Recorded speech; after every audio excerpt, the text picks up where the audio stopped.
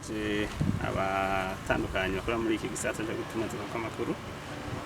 Twabakoranije kugira ngo turabire hamwe itegeko turiko turashiraho rifasha kugira ngo abatunganya ivy'inyubako zo gutumatuka kw'amakuru, les infrastructures, bashobore kubikorera hamwe. Ivyo twabikoze kubera ko basanzwe babikora hamwe mugabo ntivyari bitunganije. Ni itegeko ryerekana ingene umwe canke uwundi aheza korohereza uwundi kugira ngo bakorere hamwe, ntihagume haba gushiraho ivyuma bitandukanye mu bibanza bimwe.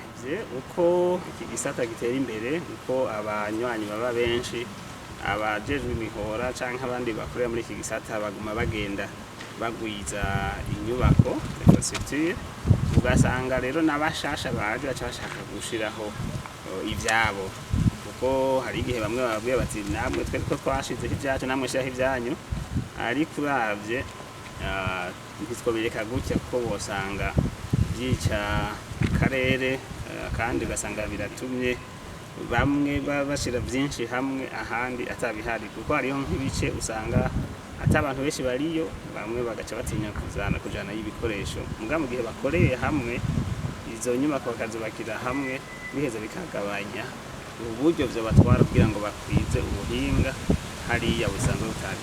Rero mu vyo iri tegeko dushaka ko ryofasha ni kugira ngo ntihagire umuntu n'umwe asubira mu gukoresha imihora canke gukorera muri iki gisata aza gushinga inyubako ataruhusha afise, adakurikije ibitegerezwa.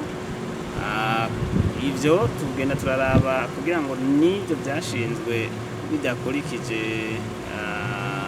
amategeko, turabe ingene vyoza ku mategeko, kuko uciye ubifuta vyose icarimwe amaserivisi acahagarara.